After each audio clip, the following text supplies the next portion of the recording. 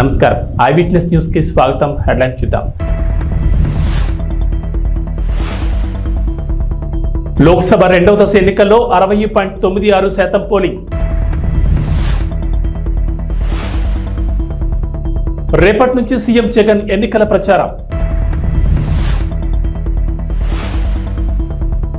రాష్ట్రాన్ని నాశనం చేస్తుంటే చూస్తూ ఊరుకోను కేసీఆర్. కేటీఆర్ పై వ్యాఖ్యలు, కొండా సురేఖకు సీఈసీ నోటీసులు. లోక్సభ రెండవ దశ ఎన్నికల్లో పోలింగ్ మరింత తక్కువగా నమోదైంది. తొలి విడతలో 65.5% పోలింగ్ నమోదు కాగా రెండో విడతలో అంతకంటే తక్కువగా 60.96% పోలింగ్ మాత్రమే నమోదైంది. రెండో విడత ఎన్నికల పోలింగ్ మొత్తం 13 రాష్ట్రాలు, కేంద్రపాలిత ప్రాంతాల్లోని 88 లోక్సభ నియోజకవర్గాలు జరిగింది. ఈ 88 నియోజకవర్గాల్లో కేరళలోని మొత్తం 20 లోక్సభ స్థానాలున్నాయి. అదేవిధంగా కర్ణాటకలో 14, రాజస్థాన్లో 13, ఉత్తరప్రదేశ్, మహారాష్ట్రలో 8 చొప్పున, మధ్యప్రదేశ్లో 7, అస్సాం, బీహార్లో 5 చొప్పున, పశ్చిమ బెంగాల్, ఛత్తీస్గఢ్లలో 3 చొప్పున, జమ్మూ కాశ్మీర్, మణిపూర్, త్రిపురలో ఒక్కో లోక్సభ స్థానానికి పోలింగ్ జరిగింది. ఏపీ సీఎం వైఎస్ జగన్ నిర్వహించిన మేమంతా సిద్ధం బస్సు యాత్ర గ్రాండ్ సక్సెస్ అయింది. ఎన్నికల తొలి విడత ప్రచారంలో భాగంగా మార్చి 27న వైఎస్ఆర్ జిల్లా ఇడుపులపాయలో దివంగత నేత వైఎస్ రాజశేఖర రెడ్డి ఘాట్ వద్ద నివాళులర్పించి మేమంతా సిద్ధం బస్సు యాత్ర చేపట్టిన సీఎం జగన్ బుధవారం శ్రీకాకుళం జిల్లా అక్కవరం వద్ద నిర్వహించిన సభతో ముగించారు. 22 రోజుల పాటు 23 జిల్లాలు, 86 నియోజకవర్గాల్లో 2188 కిలోమీటర్ల సాగిన బస్సు యాత్రకు జనాలు బ్రహ్మరథం పట్టారు. ఇక మరోసారి అధికారంలోకి రావడమే లక్ష్యంగా ఎన్నికల ప్రచార భేరిని సీఎం మోగించనున్నారు.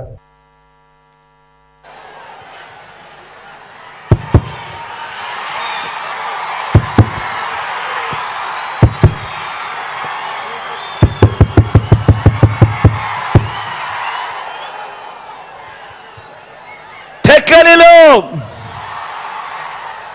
శ్రీకాకుళం జిల్లా సిద్ధం. ఈరోజు శ్రీకాకుళం జిల్లాలో కనిపిస్తా ఉన్న ఈ జన సముద్రాన్ని చూస్తా ఉంటే లక్షల మంది తమ ఇంటింటి అభివృద్ధిని కాపాడుకునేందుకు కదిలిన సిఖోలు సింహాలు ఈ విప్లవ గడ్డ మీద, ఆ పెత్తందారుల ముఠా మీద ఎగరవేస్తా ఉన్న విప్లవ బావుట కనిపిస్తా ఉంది ఇక్కడ ఈ రోజు ఈ సభలో. రాయలసీమ నుంచి ఉత్తరాంధ్ర వరకు అడుగడుగునా కూడా జన సముద్రం. వైఎస్ఆర్ జిల్లా నుంచి శ్రీకాకుళం వరకు దారి పొడుగునా కూడా జన సునామీ చూస్తా ఉంటే 25 పార్లమెంట్లకు 25 పార్లమెంట్లు, 175 అసెంబ్లీ స్థానాలకు 175 అసెంబ్లీ స్థానాలు, మొత్తంగా డబుల్ సెంచరీ కొట్టేందుకు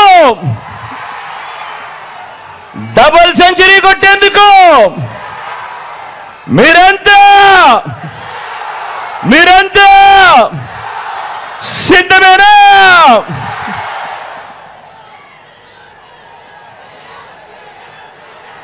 ఇంటింటి భవిష్యత్తులో పథకాల కొనసాగింపును నిర్ణయించే ఎన్నికలు మరో 18 రోజుల్లో జరగబోతా ఉన్నాయి.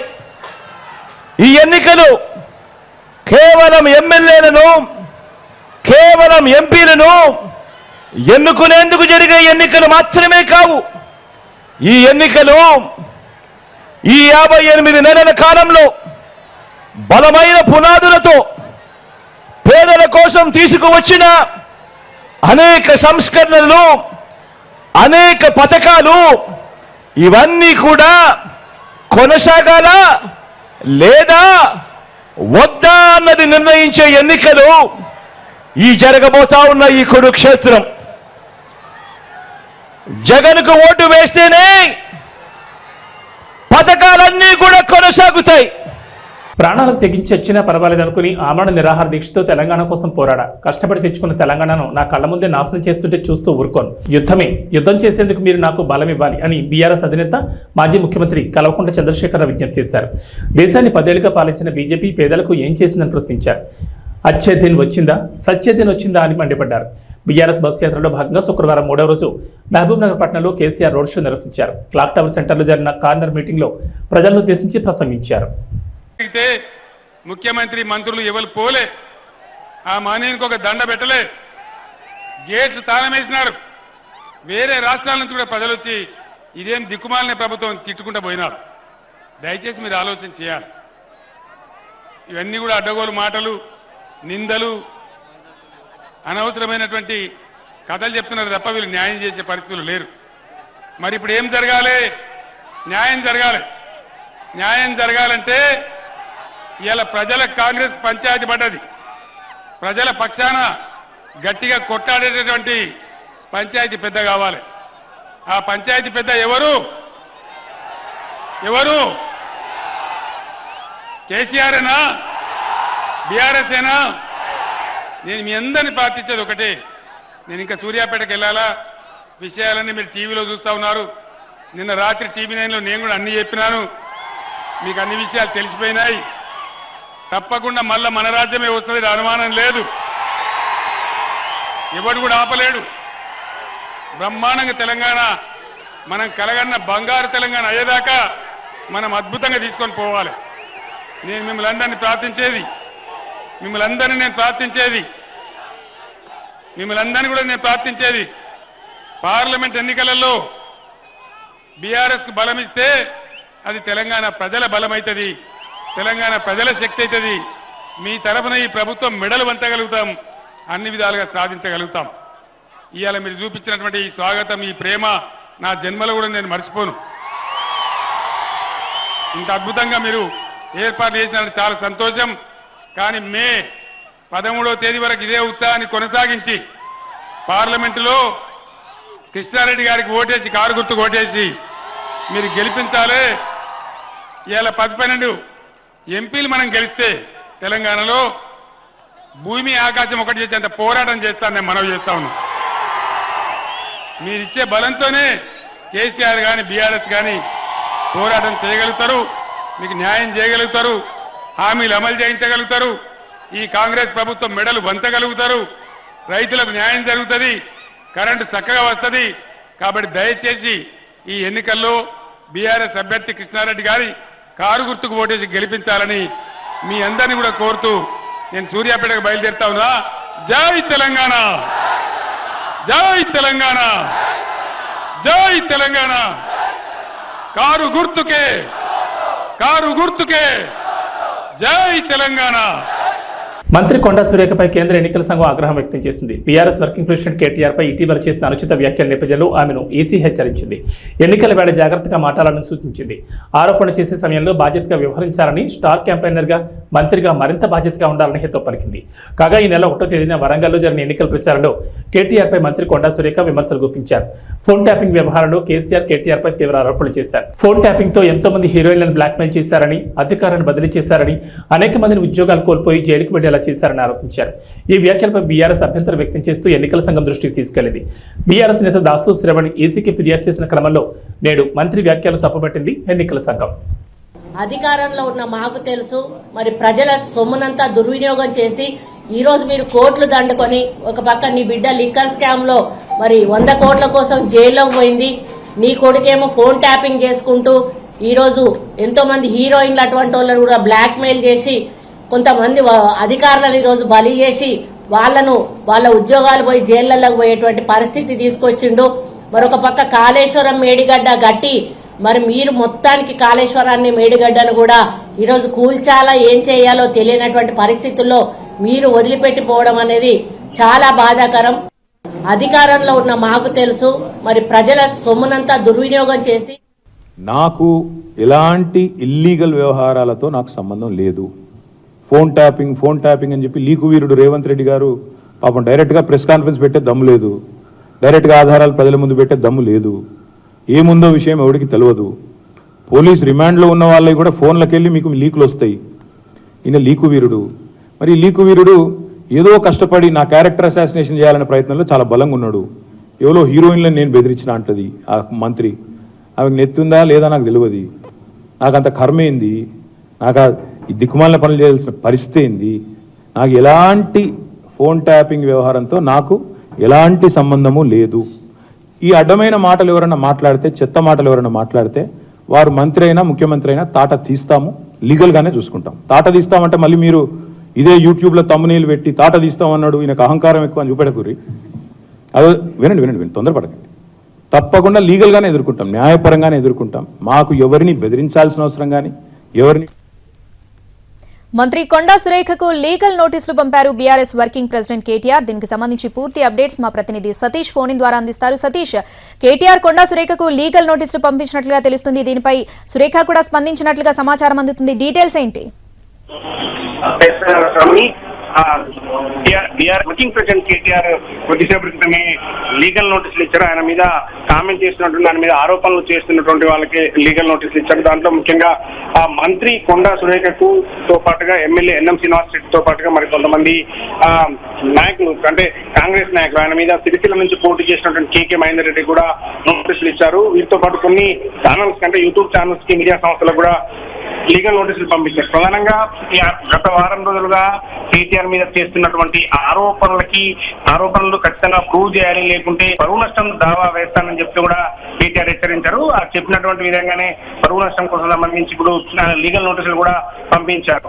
ట్యాపింగ్ వివరాలు ముఖ్యంగా ప్రధానంగా ప్రస్తుతం ఏదైతే ఇష్యూ కొనసాగుతుందో ఫోన్ ట్యాపింగ్ సంబంధించి ఆయన లేకున్నప్పటికీ కూడా ఆయనకు ఎలాంటి సంబంధం లేకున్నా తన పేరును ప్రస్తావిస్తున్నారు. అందుకోసమే నేను లీగల్ నోటీసులు ఇస్తున్నాను, అవాస్తవమైనటువంటి ఆరోపణలు చేస్తున్నా అని చెప్పి కూడా కేటీఆర్ చెప్తున్నారు. ఈరోజు ఉదయం తెలంగాణ భవన్ లో మీడియా సమావేశంలో కూడా మాట్లాడారు. దీనికి సంబంధించి లీగల్ నోటీసులు కూడా పంపిస్తాం అని చెప్పినటువంటి విధంగానే లీగల్ నోటీసులు పంపించారైతే ట్యాపింగ్ కు సంబంధించి ఏమాత్రం సంబంధం లేకపోయినా తన పేరుని కుట్రపూరితంగా ప్రస్తావిస్తున్నారని కేటీఆర్ చెప్తున్నారు. తన ప్రతిష్టకు భంగం కలిగించే విధంగా మాట్లాడుతున్న వీళ్ళందరిపైన కూడా న్యాయపరమైన చర్యలు తీసుకున్నట్టు కూడా ఆయన చెప్తున్నారు. వాళ్ళతో పాటు అంటే ఎలాంటి ఆధారాలు లేకుండా కేవలం పేరుని ప్రస్తావిస్తూ ఈ విధంగా ప్రచారం చేస్తున్నటువంటి దానికోసమే తాను లీగల్ నోటీసులు పంపిస్తానని కూడా చెప్పడం జరిగింది.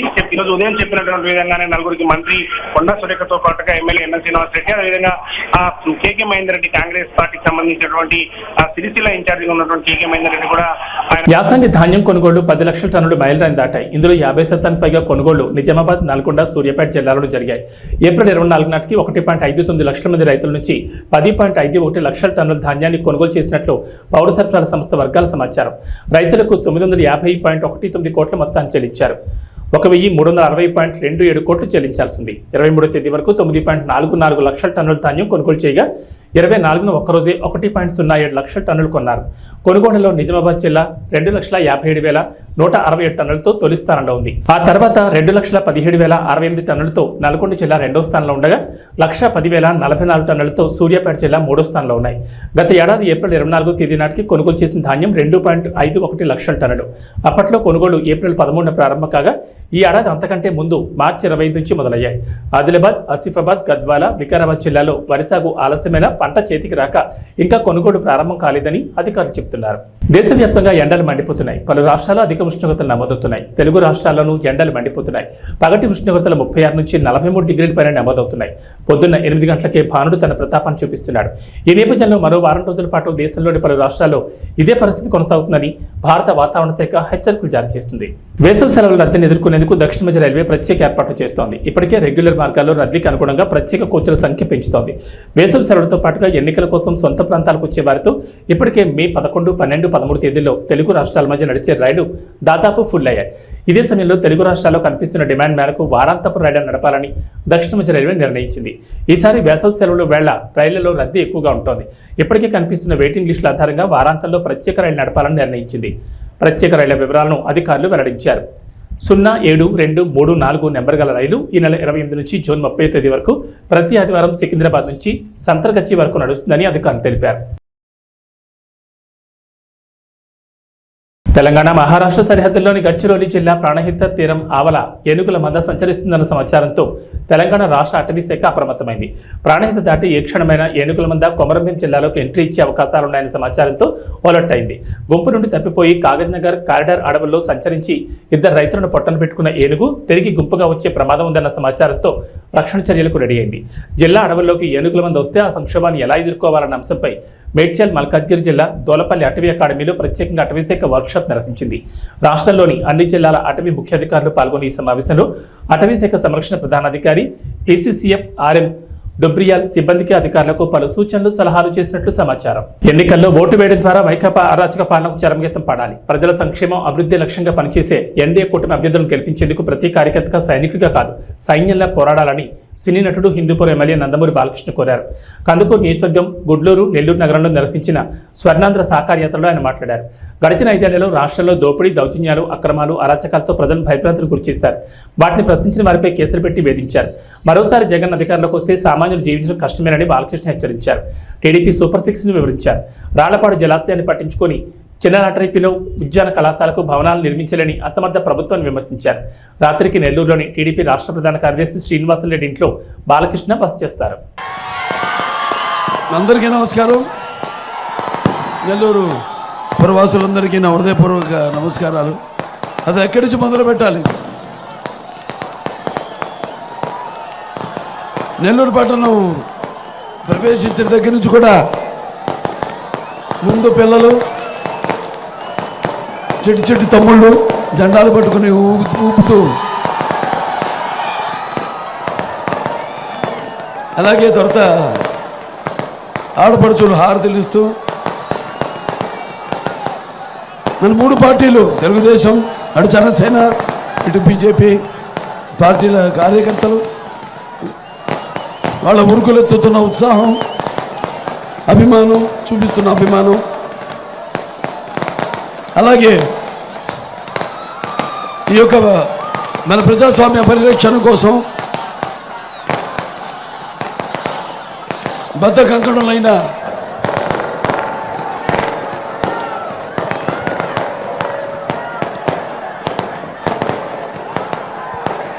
ప్రజలందరికీ,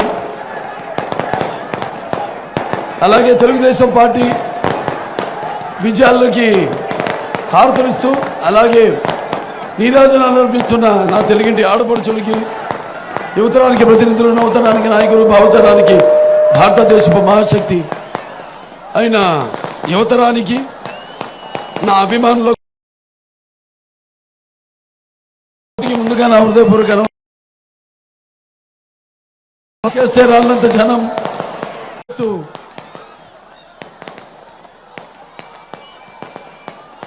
అలాగే మన పసుపు ఆత్మవిశ్వాసానికి నిజమైన సంతకం. అలా మొత్తం ఇవాళ కనిపిస్తుంది మీ అందరిలో. అలాగే నా ముస్లిం పెద్దలకు, అలాగే ముస్లిం సోదర సోదరిమణులందరికీ, ముత్తవల్లీలకు, ఇమాంలకు, మౌజన్లకు అందరికీ కూడా నేను నా అస్సలాము అలైకుం వ రహమతుల్లాహి వ బరకతుహు.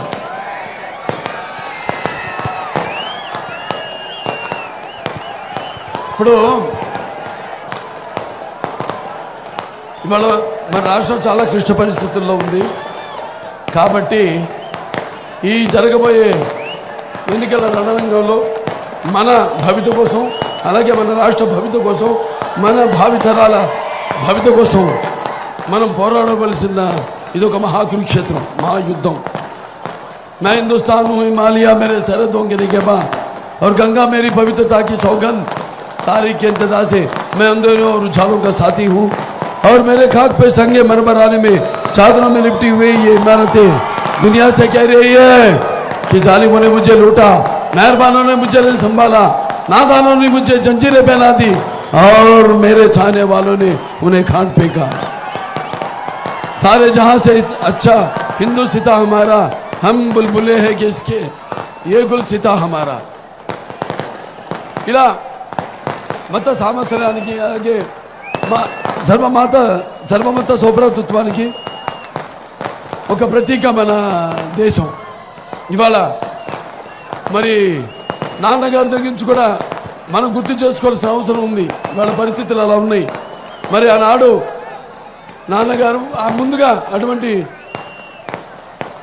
ఆయన కడుపులో జన్మనిచ్చినందుకు, నన్ను మీ అందరి గుండెలో ఆయన ప్రతిరూపంగా నిలిపినందుకు విశ్వవిఖ్యాత నట సార్వభౌమ, అలాగే నటనకి విశ్వరూపం ఏమిటో చూపించిన నటసింహం అలాగే నాకు ఐపీఎల్లో పంజాబ్ కింగ్స్ జూల్ విదిల్చింది. భారీ టార్గెట్ చేజింగ్లో జానీ బేర్స్టో 48 బాల్స్లో 8 4లు 9 6లతో 108 రన్నులు చేసి నాటౌట్గా నిలిచారు. శశాంక్ సింగ్ 28 బాల్స్లో 2 4లు 8 6లతో 68గా నాటౌట్ నిలిచారు. ప్రభు సిమ్రాన్ సింగ్ 20 బాల్స్లో 4 4లు 5 6లతో 54 రన్స్ దంచుకొట్టడంతో శుక్రవారం జరిగిన లీగ్ మ్యాచ్లో 8 వికెట్ల తేడాతో కోల్కతాపై గ్రాండ్ విక్టరీని అందుకుంది. దీంతో టీ20 హిస్టరీలో అత్యధిక లక్ష్యాన్ని ఛేదించిన తొలి జట్టుగా రికార్డులకు ఎక్కింది. టాస్ ఓడిన కోల్కతా 20 ఓవర్లలో 261కి 6 వికెట్లు నష్టపోయి స్కోర్ చేసింది. ఫిలిప్ సాల్ట్ 37 బాల్స్లో 6 4లు 6 6లతో 75, సునీల్ నరైన్ 32 బాల్స్లో 9 4లు 4 6లతో 71, వెంకటేష్ అయ్యర్ 39తో రాణించారు. తర్వాత పంజాబ్ 18.4 ఓవర్లలో 262 వికెట్ల నష్టానికి స్కోర్ చేసి నెగ్గింది. బేస్టోకు player of the match award లభించింది. సార్వత్రిక ఎన్నికల్లో కూటమి ప్రభుత్వం అధికారంలోకి రావడం ఖాయమని పాలకొల్లు టీడీపీ అభ్యర్థి ఎమ్మెల్యే డాక్టర్ నిమ్మల రామానాయుడు జోషి చెప్పారు. పాలకొల్లులోని ఎమ్మెల్యే క్యాంపు కార్యాలయంలో ఏర్పాటు చేసిన విలేకరుల సమావేశంలో ఆయన పాల్గొని మాట్లాడారు. సంక్షేమం చంద్రబాబుతోనే జరుగుతుందని, ప్రగతి పదంలో రాష్ట్రం పరుగులు తీయాలంటే ఆయన సీఎం కావాలన్నారు. ఈ నియోజకవర్గంలో మన పాలకొల్లు మన రామానాయుడు పేరుతో నిర్వహించిన పాదయాత్రలో ప్రజల నుంచి విశేష స్పందన కనిపించిందన్నారు. వారంతా సైకిల్ గుర్తుపై ఓటు వేసి తనను గెలిపించడానికి సిద్ధంగా ఉన్నారని వెల్లడించారు. ఈ సమావేశంలో వివిధ మండలాల పార్టీ అధ్యక్షులు, అనుబంధ విభాగాల నాయకులు పాల్గొన్నారు. ఏదైతే రేపు 13వ తారీఖున జరిగేటువంటి ఆంధ్రప్రదేశ్ రాష్ట్ర శాసనసభ పార్లమెంట్ ఎన్నికలు ఏవైతే ఉన్నాయో ఆంధ్రప్రదేశ్ రాష్ట్రంలో ఒక పెను సంచలనం సృష్టించబోతూ ఉన్నాయి. ఆంధ్రప్రదేశ్ రాష్ట్ర చరిత్రలో ప్రజలందరూ కూడా తెలుగు జాతి 5 కోట్ల మంది యావత్తు ఒకే పక్షాన వచ్చి తెలుగుదేశం, జనసేన, బీజేపీ కూటమికి పనిచేసి రికార్డు స్థాయిలో 175కి 160 సీట్లు రేపు ఆంధ్రప్రదేశ్ రాష్ట్రంలో గెలుచుకున్నటువంటి పరిస్థితి రేపు రాబోయేటువంటి ఎన్నికల్లో కనిపిస్తున్నటువంటి పరిస్థితి. కలిసి ఏదైతే ఎన్నికలకు వెళ్తూ ఉన్నామో రేపు పాలకొల్లు నియోజకవర్గంలో కూడా తెలుగుదేశం, జనసేన, బీజేపీ కూటమి అభ్యర్థిగా అసెంబ్లీ మరియు పార్లమెంట్ పాలకుల్లో సునామీ సృష్టించబోతుందనే విషయాన్ని కూడా ఈ సందర్భంగా తెలియజేసుకుంటూ ఉన్నా. ఎందుకంటే ఈరోజు పర్టికులర్గా గత 60-70 రోజుల నుంచి మన పాలకొల్లు, మన రామానాయుడు ఇంటింటికి పాదయాత్రలో ప్రతి గడప తొక్కినప్పుడు, ప్రతి అవ్వను పలకరించినప్పుడు, ప్రతి గృహిణిని మరి పలకరించినప్పుడు, ప్రతి యువత, ప్రతి రైతు, మరి ప్రతి ఒక్కరూ కూడా నాతో కలిసి మాట్లాడుతూ ఉన్నప్పుడు వాళ్ళందరిలోని కూడా ఒకటే భావన కనిపిస్తూ ఉంది. ఏదైతే కష్టపడి పండించినటువంటి రైతు పంట పండించలేనటువంటి పరిస్థితి ఉంది. ఏదైతే ప్రతి ఇంటిలోని కూడా బాధుడితో ఇంట్లో మరి ఏదైతే వంటింటి బడ్జెట్ కూడా మరి మా బడ్జెట్ మీద ప్రభావం చూపేటువంటి పరిస్థితి ఉంటుంది అని ఆ గృహిణి కానీ, ఉద్యోగాలు ఉపాధి కల్పన లేక యువత కానీ, ఇట్లా ప్రతి రంగము కూడా మరి ఈవేళ ఈ ప్రభుత్వం మీద వ్యతిరేకత అనేది చాలా క్లియర్గా కనిపిస్తున్నటువంటి పరిస్థితి. దానితో రేపు ఎన్నికల్లో ఖచ్చితంగా తెలుగుదేశం, జనసేన, బీజేపీని గెలిపించుకోవాలనేటువంటి ఆలోచన నియోజకవర్గంలో ఉన్నటువంటి ప్రతి గడప నుంచి కూడా వినిపిస్తున్నటువంటి మాట. ఆశీర్వదించడానికి ప్రజలందరూ కూడా సిద్ధంగా ఉన్నారు. దానికి ఉదాహరణే మొన్న జరిగినటువంటి నామినేషన్. ఏదైతే ఆ రోజు 19వ తేదీన మరి తెలుగుదేశం పార్టీ అభ్యర్థిగా, జనసేన, బీజేపీ బలపరిచినటువంటి అభ్యర్థిగా నేను నామినేషన్ వేయడానికి ఒక్క పిలిపిస్తే, మరి వేళ జనసేన, బీజేపీ నాతో పాటు పిలిపిస్తే మరి వేలాదిగా ఆ రోజు 19వ తారీఖున స్వచ్ఛందంగా సైకిళ్ళు వేసుకుని పెద్ద ఎత్తున మరి ర్యాలీ, ఒక ప్రవాహం లాగా మరి ఆ రోజు మరి ఉన్నటువంటి పరిస్థితి నేను కాదు, మీ మీడియా సాక్షిగా మరి ప్రపంచం అంతా కూడా చూసినటువంటి పరిస్థితి. రేపు పాలకుల్లో జరిగేటువంటి ఎన్నిక ప్రజాబలానికి, ధనబలానికి మధ్య జరుగుతుంది. ఖచ్చితంగా ప్రజాబలం ముందు ధనబలం ఆగదు, ప్రజలే గెలుస్తారు, పాలకుల్లే గెలుస్తుంది అనే విషయాన్ని సందర్భంగా తెలియజేసుకుంటున్నాం. Thank you. ఇంటి వద్దకే సంక్షేమ పథకాలు అందించిన ఘనత వైఎస్ఆర్సీపీకి దక్కుతుందని ఈ పార్టీ అభ్యర్థి భీమవరం ఎమ్మెల్యే గ్రంథి శ్రీనివాస్ తెలిపారు. భీమవరం నియోజకవర్గ పరిధిలోని 1వ పట్టణంలో నిర్వహించిన ఎన్నికల ప్రచారంలో ఆయన పాల్గొని మాట్లాడారు. మరోసారి తాను గెలిపిస్తే పట్టణాన్ని మరింత అభివృద్ధి చేస్తానని ప్రకటించారు. ఇప్పటికే 130 కోట్ల రూపాయలతో అభివృద్ధి పనులు చేసినట్లు వెల్లడించారు. ఈ కార్యక్రమంలో పార్టీ నాయకులు, వివిధ కార్పొరేషన్ల డైరెక్టర్లు పాల్గొన్నారు. మీ అమూల్యమైన ఆశీస్సుల కోసం మీ ముందుకు వస్తున్నారు. మీ ఆశీస్సుల ఎవరు కూడా నడవద్దని దయచేసి మన ప్రీతమ నాయకులు గండి శ్రీనివాస్ గారు మీ అమూల్యమైన ఆశీస్సుల కోసం మీ ముందుకు వస్తున్నారమ్మా. ముగిలిత హస్తాలతో మీ ముందుకు వస్తున్నారు.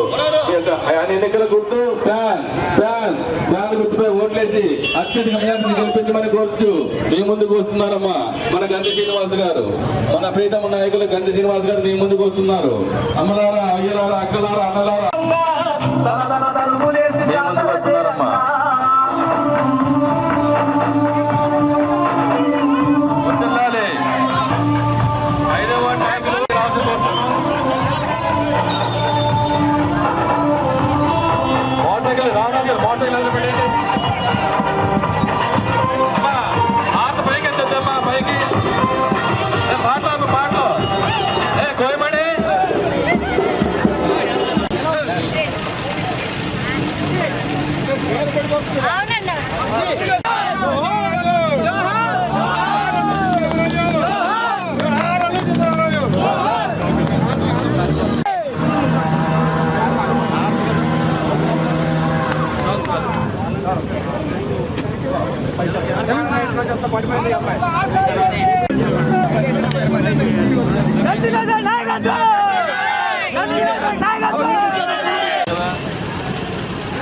దయచేసి మోటార్ సైకిల్ రేస్ చేయడం కానీ హార్న్లు కొట్టడం వెళ్ళాలండి.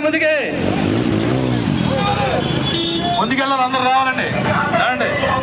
ఎవరు ఆగొద్దండి దయచేసి. జనసేన పార్టీ విజయంతోనే రాష్ట్రానికి మంచి భవిష్యత్తు ఉంటుందని ఈ పార్టీ అభ్యర్థి మాజీ ఎమ్మెల్యే పులపర్తి రామాంజనేయులు తెలిపారు. భీమవరం నియోజకవర్గ పరిధిలోని తీర ప్రాంత గ్రామాల్లో శుక్రవారం నిర్వహించిన ఎన్నికల ప్రచారంలో ఆయన పాల్గొని మాట్లాడారు. కూటమి ప్రభుత్వం అధికారంలోకి రాగానే నిరుద్యోగ యువతకు ఉపాధి అవకాశాలు కల్పిస్తామన్నారు. గాజు గ్లాస్తో పాటు కమలంపూపై ఓటు వేసి తనను నరసాపురం పార్లమెంట్ అభ్యర్థి భూపతిరాజు శ్రీనివాస్ వర్మను గెలిపించాలని కోరారు. ఈ కార్యక్రమంలో టీడీపీ, జనసేన, భాజపా ప్రతినిధులు పాల్గొన్నారు.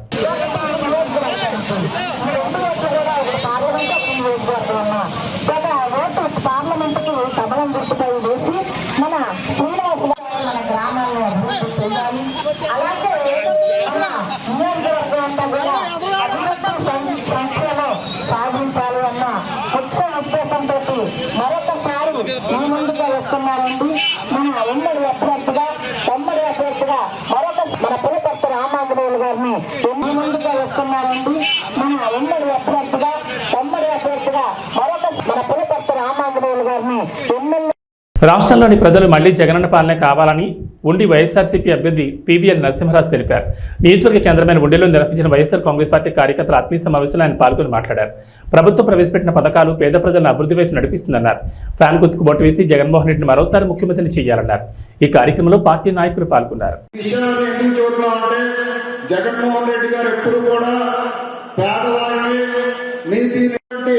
కొన్ని కార్యక్రమాలు కరోనా కష్టకాలంలో ఎవరికాళ్ళు వ్యాపారాలు చేస్తున్నారు, కానీ ఆయన సొంత రూపాయలు ఆయన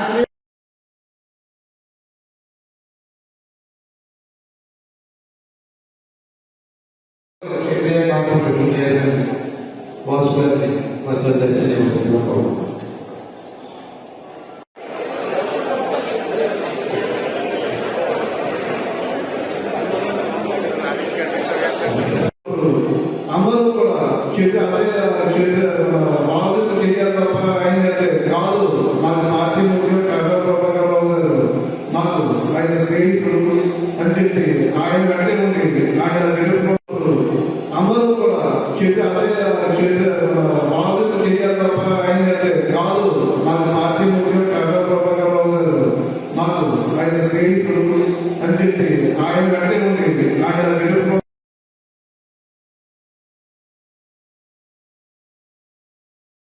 ఉన్నటువంటి ఈ పార్టీలో ఖచ్చితంగా రేపు జగన్మోహన్ రెడ్డి గారు సీఎం అవ్వాలి. ఇక్కడ నరసింహరాజు. ఇవి బులెటిన్ విశేషాలు. నమస్కారం.